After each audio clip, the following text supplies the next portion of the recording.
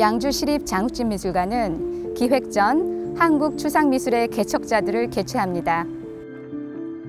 이번 전시는 20세기 한국의 현대미술을 이끌었던 한국 근현대 미술의 거장이자 신사실파 동인전에서 활동하였던 작가 6명의 전위성을 조명합니다. 김환기, 백영수, 유영국, 이규상, 이중섭, 그리고 장욱진은 신사실파 동인전에서 활동하며 다양한 방식의 도전과 실험 정신을 보여주었습니다. 신사실파는 김환기, 유영국, 이규상이 새로운 형식의 미술을 만들고자 1947년에 결성되었습니다. 신사실파는 1948년부터 1953년까지 총 3회의 전시를 개최하였습니다. 1회전에는 김환기, 유영국, 이규상이 참여하였고 다음 해인 1949년에 열린 2회전에는 장욱진이 함께하였습니다. 1953년에 열린 3회전에는 이규상이 빠지고 백영수와 이중섭이 가담하며 5명의 작품이 출품되었습니다. 이들은 주체적인 의식에 입각한 새로운 형식의 미술을 창조하기 위해 고민했습니다. 이는 해방과 전쟁이라는 한국의 특수한 상황에서 자유와 소통을 향한 전위의식으로 나타났습니다. 한국 추상미술의 시원을 추적해보는 이번 전시를 통해 추상에 대한 폭넓은 이해와 함께 장욱진 예술의 아름다움에 대한 새로운 관점을 제시할 수 있을 것입니다. 아쉽게도 신사실파의 출품작들은 전란을 거치며 소수의 작품만 남게 되었고 같은 시기에 제작된 것으로 알려진 작품들도 매우 제한적입니다. 이번 전시에서는 1950년대에서 1980년대까지의 작품들을 함께 살펴봄으로써 6명의 작가가 가졌던 추상에 대한 관점을 살펴볼 수 있을 것입니다. 이제 기획 전 한국 추상미술의 개척자들을 양주시립 장욱진미술관 도슨트 3명의 해설과 함께 살펴보겠습니다.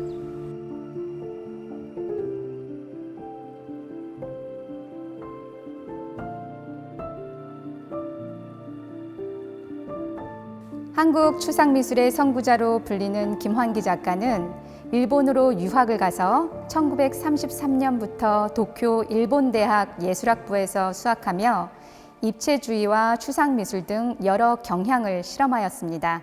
광복 후 서울대학교에서 교수로 재직하며 유영국, 이규상 등과 함께 신사실파를 결성했습니다. 신사실파 활동 시절에는 단순화된 시각적 요소를 통해 한국적인 아름다움을 담은 서정적이고 문학적인 정감이 느껴지는 작품 활동을 하였습니다. 김환기 작가의 작품 3점을 함께 살펴보도록 하겠습니다. 산월에는 푸른색의 배경에 산을 암시하는 검은 선들과 파란색의 둥근 달이 그려져 있습니다. 한국 자연의 모습을 반추상적으로 변형시킨 것입니다. 구상적인 표현들이 점차 사라지고 추상의 세계로 향하는 김환기의 과도기적인 특징이 잘 나타나는 작품입니다. 아래쪽에는 점을 찍어 사람을 나타내고 있습니다. 이런 점을 통해서 화면 위쪽의 달과 산을 잘 인식할 수 있게 합니다. 점 그 자체가 하나의 목적으로서 내적인 가치를 지니기도 하지만 부분적인 요소로 배치되어 상징성을 드러내기도 합니다. 지금 보시는 무제는 형태로 존재하지 않는 이른 아침이라는 주제를 추상적으로 표현하고 있습니다. 회청색 바탕에 다양한 색의 점과 선만을 이용하여 그렸다는 점에서 이후 점화로의 진행 과정이 드러나는 작품입니다. 작가는 1968년경부터 작품 제목에 날짜와 일련 번호를 기재하기 시작합니다. 이 작품의 뒤에도 제작 시기와 번호를 적었습니다. 작가의 상세한 기록을 통해 우리는 이 그림이 1968년 8월 5일에 시작되었으며 1968년에 제작된 33번째의 작품임을 잘 알 수 있습니다. 여름밤의 소리는 형태가 없는 소리를 주제로 하여 추상적으로 화폭에 나타낸 작품입니다. 푸른색의 바탕 상단과 하단에 오색점이 나열되거나 모여있는 형태가 돋보입니다. 화폭의 위아래에 대칭적으로 점을 배치하여 균형을 주면서 여름밤의 소리가 지닌 율동성, 강약, 경쾌한 박자감 등을 나타냅니다. 작가는 1964년, 1965년경부터 바탕색의 점, 선, 면으로만 표현하는 방식을 시도했습니다. 1970년대에 들어서면 단색조 바탕에 점을 조합하거나 오색점을 활용한 점화를 제작하는 경향도 보이게 됩니다. 오색의 활용과 더불어 점의 배열을 이용한 화면의 구성은 이후 점화의 제작으로 이어지는 작가의 실험 정신과 과정을 보여주는 것으로 이해됩니다.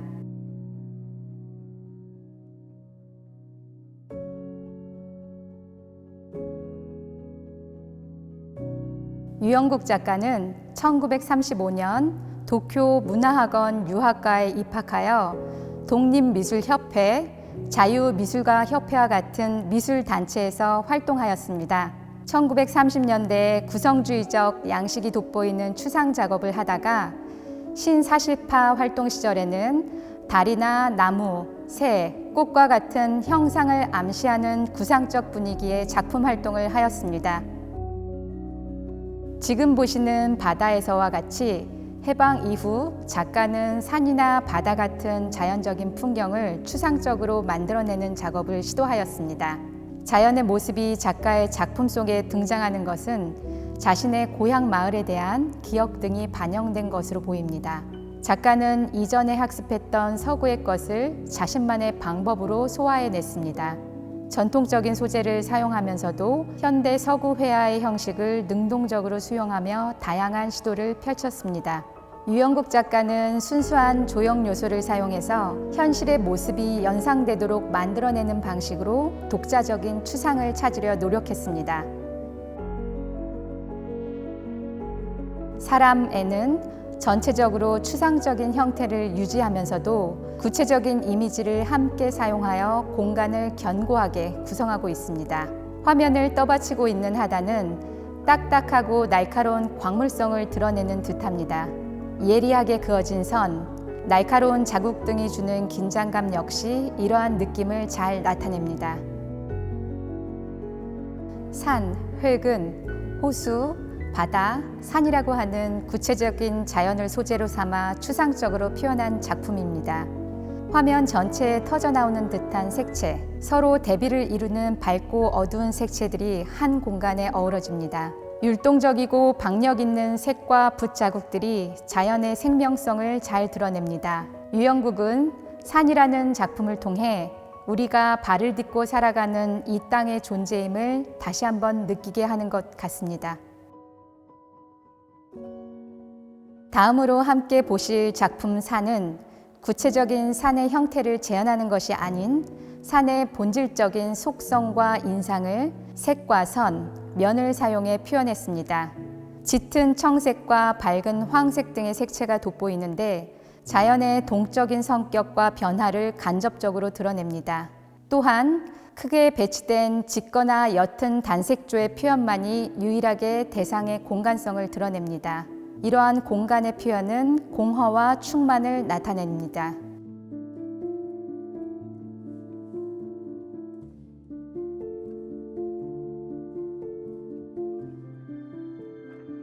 이중섭 작가는 1935년에 일본으로 건너가 도쿄의 제국미술학교에서 공부하였으나 곧 학교를 그만두고 자유로운 분위기의 문화학원 미술과로 옮겼습니다. 이 시기에 같은 문화학원에 다니던 유영국과 만나게 되었습니다. 광복 후 한국 전쟁을 겪으며 생활고와 병으로 고생하면서도 꾸준한 작품 활동을 펼쳤습니다. 이중섭의 작품들은 소나 아이들을 주요 소재로 사용하면서 고분 벽화 혹은 미나 등 전통적이고 토속적인 것에 영감을 받아 작품으로 표현하였습니다. 부산 피난 시절 제3의 신사실파 활동에 참여한 이중섭은 주변 세계를 단순화하여 본 시선을 드러내기도 하였습니다. 뿐만 아니라 문화적 풍경, 사람들의 삶에 대한 환상적 표현을 강조하는 모습을 보이기도 합니다.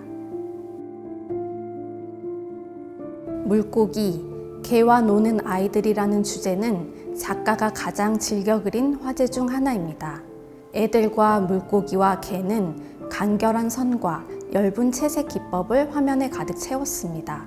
해맑은 동심의 세계를 감각적이면서도 촉각적인 자극을 유발하는 작품으로 만들었습니다. 아이들은 웃는 표정으로 물고기와 개와 어우러져 있습니다. 이들은 끈을 통해서 서로 이어져 있을 뿐만 아니라 서로의 신체 일부가 맞닿아 완전히 연결된 모습입니다. 이러한 표현은 전체가 하나로 어우러진 이상적인 연결고리를 형성하고 있는 것 같습니다. 작가는 말년에 호박을 주제로 작업합니다. 이종 사촌인 이광석의 집에서 머물며 뒤뜰의 호박밭에 영감을 받았다고 전해집니다. 호박에서 보이는 넝쿨의 연초록색, 꽃의 샛노란 색감의 조화가 신선합니다. 대담하게 앞쪽에 호박을 내세웠고 이를 에워싸는 넝쿨 줄기로 모든 대상이 연결되는 선을 나타낸 것이 특징적입니다. 호박을 붓이 아닌 페인팅 나이프로 색칠하여 새로운 시도를 보여줍니다. 대상을 관찰하고 그 특징을 특유의 빠르고 활달한 선으로 즉흥적으로 그려낸 방식은 역동적인 힘을 느끼게 합니다.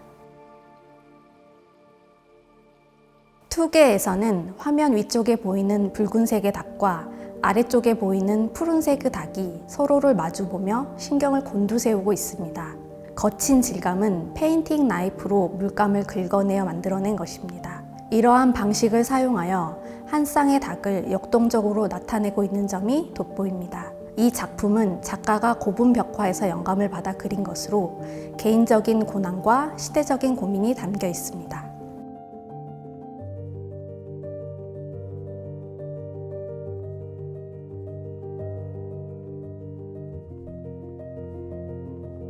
김환기, 유영국과 함께한 신사실파의 창립 멤버로 한국 현대미술사를 논할 때 빠지지 않는 작가입니다.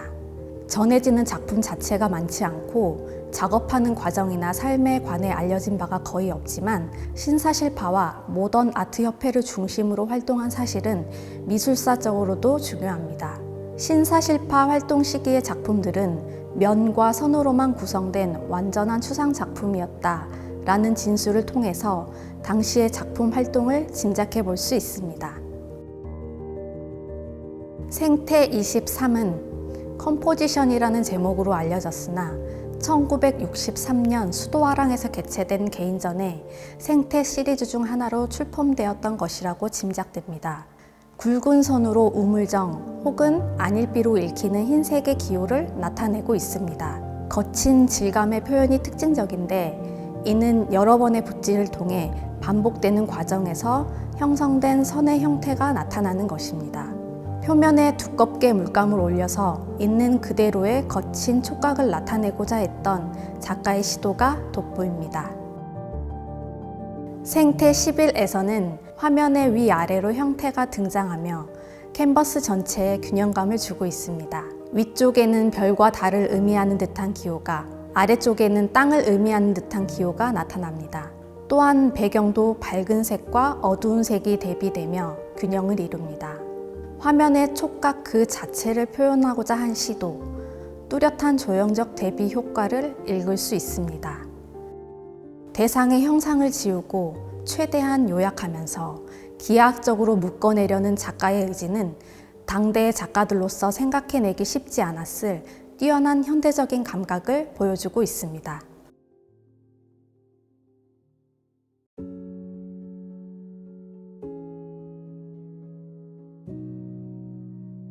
장욱진 작가는 도쿄 제국미술학교에서 본격적으로 미술 공부를 시작하였습니다.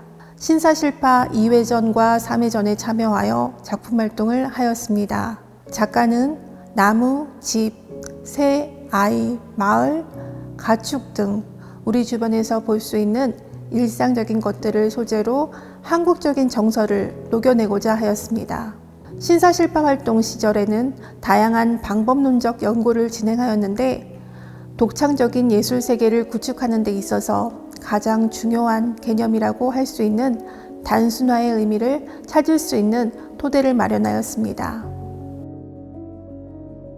얼굴에서는 화면을 가득 차지하는 거대한 얼굴을 마치 화강암의 표면과 같은 거친 질감으로 묘사하고 있습니다. 부릅뜬 눈, 굳게 담은 입술 등으로 보아 어떤 확고한 의지가 가득 차 보입니다. 작품의 표면에서는 거친 질감이 느껴집니다.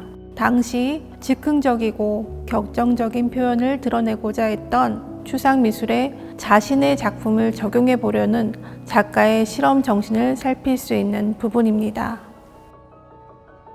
표현력 넘치는 작품들과 반대로 절제미를 볼 수 있는 작품도 전해지고 있습니다. 지금 보시는 무제는 순수 기하학을 이용한 추상화입니다. 이 작품에서는 질감의 효과가 보이지 않습니다.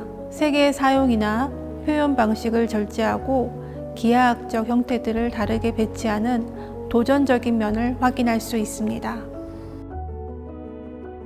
1964년 제작한 무제에서는 빠르고 센 붓질을 사용하여 화면 전체에 거친 질감을 주면서도 경계를 둥글게 하여 절제된 느낌을 줍니다. 화면을 가득 채운 사각의 타원형은 장욱진 작가의 전형적인 구도입니다. 그 속에 나타나는 격렬한 선과 질감의 느낌은 당시 다른 추상 작품들에서도 볼 수 있었던 표현의 시도로 해석됩니다. 1980년대 초에 제작된 작가의 작품들은 자연을 소재로 한 독창적인 예술 세계를 잘 드러냅니다. 이 시기는 장욱진 작가의 수안보 시기로 실경 위주의 수묵산수화적인 작품이 제작되었습니다. 들판에서 노는 아이들은 화면 양쪽으로 겹쳐진 언덕 위에 둥근 애가 아련하게 떠 있고 그 언덕에 여러 명의 아이가 자유롭게 뛰놀고 있는 모습입니다. 아이들의 또 다른 친구인 제비와 강아지가 주변을 맴돌고 있는데 자연과 하나 되어 살고 싶은 작가의 희망이 담겨 있는 듯합니다. 전체적으로 대상을 단순하게 묘사하고 대칭을 이루는 듯 균형감 있게 배치하여 적절한 긴장과 안정을 줍니다.